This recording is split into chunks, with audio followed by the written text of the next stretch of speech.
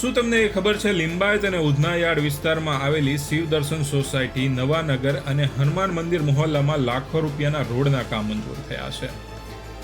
આપણે વાત કરીએ વોર્ડ નંબર 25 એટલે કે લિંબાયત અને ઉધનાયાર્ડ. આ વિસ્તારના કોર્પોરેટર કાંતાબેન પ્રકાશભાઈ વાકોડીકર એઓ જ્યારે ચૂંટાઈ આવ્યા હતા ત્યારે તેમણે જણાવ્યું હતું કે તેઓ 5 ધોરણ પાસ છે, તેમના પર કોઈ ગુનાહિત કેસ નથી અને એમની પાસે આશરે 1 કરોડથી વધુની સંપત્તિ છે.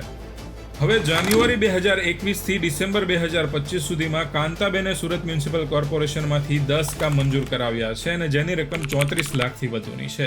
હવે આજે 10 કામ મંજૂર કરાવાયા છે, એમાંથી 5 કામ રોડ સંબંધિત મંજૂર કરાવાયા છે જેની રકમ 18 લાખથી વધુની છે. પાણી સંબંધિત એક પણ કામ મંજૂર કરાયું નથી. સ્ટ્રીટ લાઇટનું એક કામ મંજૂર કરાયું છે જેની રકમ 5 લાખથી વધુની છે. ડ્રેનેજ લાઇનનું એક પણ કામ મંજૂર કરાવાયું નથી. આરોગ્ય સંબંધિત એક કામ મંજૂર કરાવાયું છે જેની રકમ 5 લાખથી વધુની છે. શાળા સંબંધિત એક કામ મંજૂર કરાવાયું છે જેની રકમ 2 લાખથી વધુની છે. અને બાકડા ફાળવવાના 2 કામ મંજૂર કરાવાયા છે જેની રકમ 4 લાખથી વધુની છે. હવે કાંતાબેને આ વિસ્તારમાં જેટલો પણ ખર્ચ કર્યો છે એનાથી આ વિસ્તારના લોકો સંતુષ્ટ છે કે કેમ તે અહીં કમેન્ટ કરીને જણાવજો. બાકી સુરતીઓ તૈયાર થઈ જાઓ, ચૂંટણી આવી રહી છે.